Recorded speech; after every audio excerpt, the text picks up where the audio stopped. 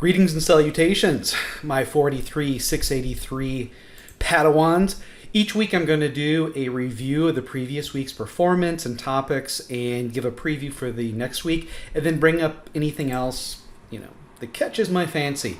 So I've got a few announcements at the beginning. I made some changes since last week to something at the top of the course site. I'll talk about what happened in the course 1 performance and compare you to last fall. I would review quiz questions if any of them were below 80%. None were. Congratulations. We'll look at that. And then, again, review, preview. Just want you to know I'm all looking at you, watching you. There, that. And that'll show you what that means. So here at the top of the page, not very top, obviously, but under the section of options for free, safety updates, resources, just sign up. I have a link here that if you did a summer internship this last summer, I'd like you to go in and complete a survey because it's not your capstone. This isn't so much for the grad students, but for the undergrads. And this is when you click on this is what you get. Go ahead and fill it out. It takes a minute, maybe 2 tops. Please do that. That helps me. I also updated this resource, and I'll show you here in a moment. I copied and pasted them.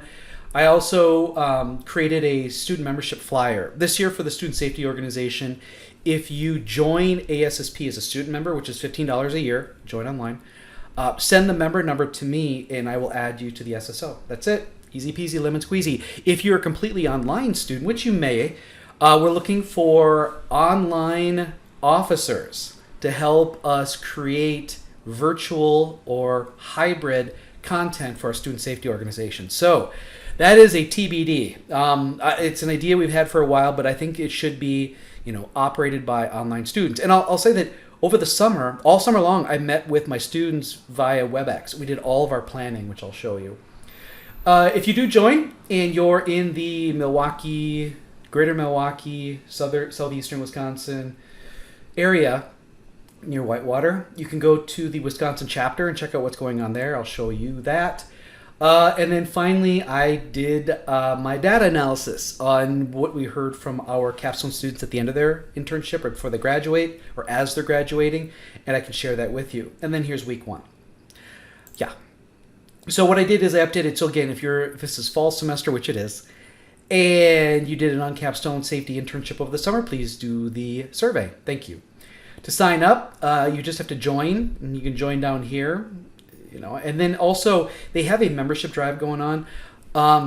Everybody who joins from a certain school, their school gets put into a fishbowl and they draw a name and prizes get given out. So please do that. 222STUREF in the promo code when you do it online. Again, it's $15.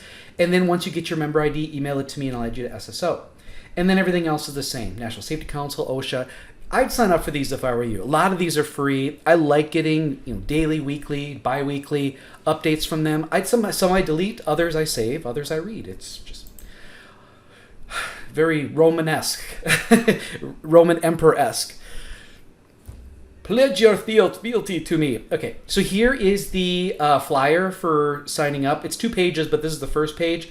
This got sent out to all of the students. I guess undergraduate students or grad students are like, I never got it. So it's $15. And then when you graduate, that next year is free. And then the year after that, it's 50%. And the normal starting regular member rate, I think is $150. So right there, that's $225 saved plus $15 while you're a student. Very good deal. And again, please put in that 222STUREF. Is that what it was? Here is the Wisconsin chapter. Their first meeting of the year for them is September 21st. It's at the New Berlin Ale House. It's called Safety Measures Required in Commercial Rodent-Side Manufacturing. And I'm going to be there, and I'm actually going to try and get my analysis and design students to meet there. And then we're going to actually have our lecture with a guest speaker, and a bunch of the officers were going to stay. And so I hope it works out. And then at the end of September, at the end of the month here, we've got a 2-day conference. I should say a 1.5-day conference at the Ingleside Hotel in, is it Pewaukee, I think? I'm speaking on Thursday, and Dr. Bookman and Professor Evangelisi are speaking on Friday. So there's those things going on, but once you join, you should be monitoring these sites. We're going to try to keep them updated. Here is the data from my survey, not my survey, the capstone survey that I analyzed. What's interesting is internship wages, they're not going up a lot, but they've continued to stay up even during the pandemic. During and after, I guess you could call after the pandemic. And I've got all my data here. Again, I do average and median. Median being the 50th percentile, average being total divided by total number. For the students that report that they were hired already, and this is about 2 weeks before graduation, sometimes 3 weeks depending, I think we're at about 53% reported hired before. We only have 91 reports of salary because 14 were in negotiation phase at that point. So it's probably a little bit higher, the closer we get to graduation. But again, here, even the starting wages are going up, and it's actually very impressive. And they're not too many outliers. Actually, because I cut off a year in which we had some outliers. We had some students who went into construction in 16 and 17 that started in the 90s, and that was skewing things. With that out now, it's pretty consistent. Back to the student safety organization. If you're not on campus, it probably doesn't seem advantageous, but again, I'd like to create a virtual version of it, which we could just call the UW Whitewater ASSP virtual section, or just student section with virtual options. What you see here are two pictures. This is our safety lab. We actually opened it right before the pandemic, so it hasn't been used a lot. This fall, though, we're going to be using it as part of our student safety org stuff. And we've also collaborated with, collaborate and listen, with the Jefferson. Anybody want to tell me with who that was? We're collaborating with the Jefferson County Area Safety Network. And so the first Thursday, the second Thursday of every month, we're hosting a technical meeting or presentation in the Community Engagement Center. We had Mary Bauer come in last week. I don't know if you guys saw on LinkedIn. I had posted some pictures from it. It was really great. It was really cool. On the 21st is actually the thing in New Berlin Ale House, the Rodenside. I didn't add it on here. I should have. The 23rd, we're going to take a tour of the ENSA facility near East Troy. Only 15 people max can go, so we're going to try to get 12 or 13 students, and then the rest will be filled up by faculty who love going on these types of things. I'm also trying to set up professional headshots that day in the lobby of Highland. 29th and 30th, we've got the 2-day conference at the Ingleside in Waukesha. Okay, it's Waukesha, not Pewaukee. We're going to try to have an alumni event, so that student and alumni event on the evening of October 4th. October 5th is our career fair or internship fair. We're going to have it in the lobby of Highlands all day long. We've got 3 sessions, 2 hours each. Currently, there's 40 plus employers signed up, but that'll go up. I'm doing a safety metrics presentation October 13th at the Community Engagement Center. You guys have already read the rest. And we're going to try to take tours of different industries each month throughout the entire year. So kind of cool stuff. Again, if we could somehow involve you virtually, that would be awesome. Need your help, though. Here is course performance between last fall and this fall. So last fall, I had 29 students in this class. 14 of them were undergrad, 15 were grad. Each week, I track the amount of time you spend on Canvas, the number of views. It's views, it's not touches, it's views. What you scored on your assignment, and what you scored on the quiz. And I did make some adjustments to the quiz based on what happened last semester, and it showed. So last semester, the average was 7.4. The median was 8.0. You all, as a class, got 8.9 and 9.5. From an undergraduate perspective, it was 7.4 and 7. You guys got 8.3, 8.8, so improved. And for the grad students, it was 7.4 and 8.5. You guys went 9.4 and 10. So yeah, the changes I made seemed to work. So that was pretty cool. As far as viewing and time, the time is up overall. The views are up overall. From an undergraduate perspective, the views are about the same. The time is pretty much the same. For the grads, it went up considerably in both categories. But we also have some outliers here. We had someone who maybe left it on all night long or something. I don't think anybody's been on the site for 53 hours already. If I was to take those out, it's still a lot higher, significantly greater than last semester, but more not so extreme. Wait a minute, the quiz. I was supposed to go quiz to quiz, not assignment to quiz. You guys are probably already noticing. So the students did a little. Okay, so this is a little bit higher average, but lower median. Quiz to quiz. God, what am I looking at? I'm sorry, everybody. These are not aligned the same way. So quiz, it was 7, 4, and 8, and now it's 9 and 10. Wow, that's a lot higher.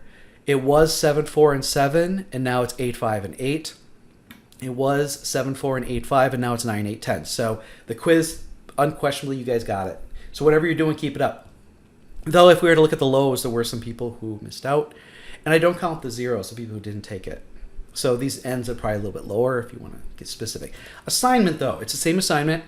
So we got a little bit lower. Oh, I didn't do standard deviation last time. I'll keep doing that, though. 10, and we got a 3. So for the undergrads, it is pretty close to the same. For the grads, it's just a touch lower. But we also had a low score in there. Make sure you read the instructions, and I would actually keep the same page that I gave you the assignment in so you can kind of follow it. Otherwise, you might miss some things. So just as we go through, that'll improve, I'm sure. Here's the quiz summary. The average score was 91, high was 100, low was 60. That's awesome. The average amount of time was about 8 minutes. So a little over half the time that's allotted. All questions had 80% or greater. If we ever have any questions that are below 80%, we'll talk about them. If it's really, really low percent, then obviously that was my fault, and I will take it out. Drop it. Here is my attempt to provide an example of using systems, quality management, continuous improvement for a course. So after I was kind of looking at this, it's a little bit silly, but essentially what I'm just showing is I'll be adjusting things as I go, as I see your performance. I'm going to reach out to the students individually, the ones who are underperforming this first week, and see what we can do.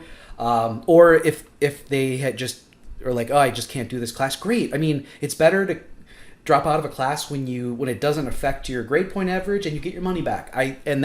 No problem with that. Things in life get in the way. But if you want to stay in the class, you got to change your behavior. And so that's where we'll talk about all these things with those students. Everybody else who's kicking butt right now, keep it up. That's what I'm asking. So we talked about safety as an attribute of work, that I don't like the term, if we were to define safety, sending people home the same conditions when they came in, because they can be unsafe all day and still go home in the same condition. So is that really safety? I don't like to use the term safety culture. I like the term learning culture, because safety culture has negative connotations, and it is about freaking time that researchers are starting to talk about that. I'm starting to see more and more articles come out. Now, there may not be peer-reviewed articles, but I'm seeing them on more reputable sites. Let's just say that. Continuous improvement requires worker engagement. Just today, I recorded one of our lectures with a guest speaker who's has a doctorate in physical therapy, and she goes out and treats injured workers. Worker engagement is the key, and bringing in people like a physical therapist into the work environment, not only to mitigate the severity of outcomes or possibly come up with ideas for being preventative, they can help with worker engagement, which I think is probably the most valuable part of the whole thing. But we'll get to that later on.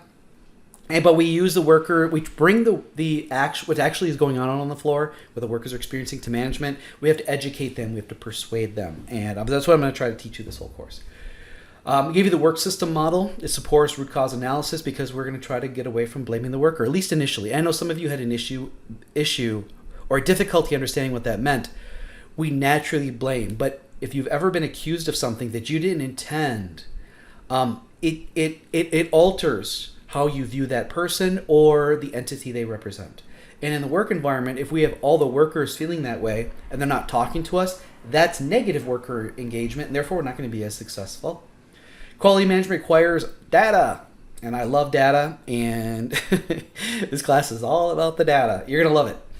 Please take advantage of those free resources, and then the $15 one too. Please volunteer if you want to, if you're online or virtual.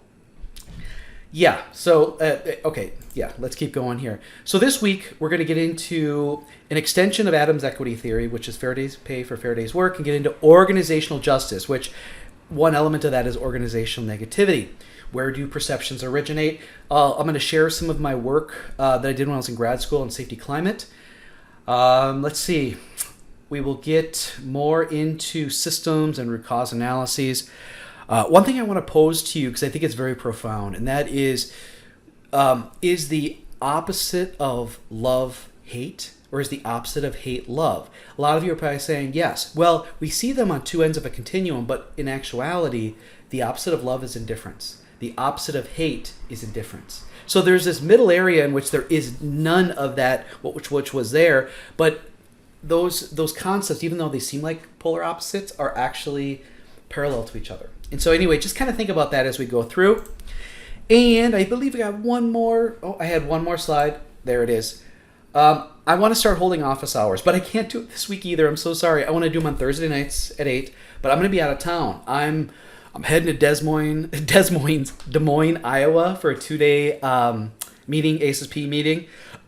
Jealous much. So I can't meet then. I'll be back Sunday. I have to go to a softball tournament for my daughter, so I can't do it that day. Can't schedule anything because it's whenever the games are. But I think starting next Thursday, I might be able to start meeting with you, and definitely I'm going to choose one of the Sundays. I need to look at your surveys and kind of boil that down a little bit more. I haven't had a chance because I've been so crazy with everything else. I got to get in some speaker proposals as well. Whoa, this is long. This typically will be under 10 minutes, but it's a chance for me to kind of just give you feedback right from the class. Talk about things that are off the top of my head or things I've seen. Address things that I've read in your reflections. Please keep with those. And if you didn't get a 10 out of 10, I did provide some feedback for you in the assignment. So definitely go into the gradebook and look at my comments. Hopefully that helps. And email me if you have any questions. Have a good week.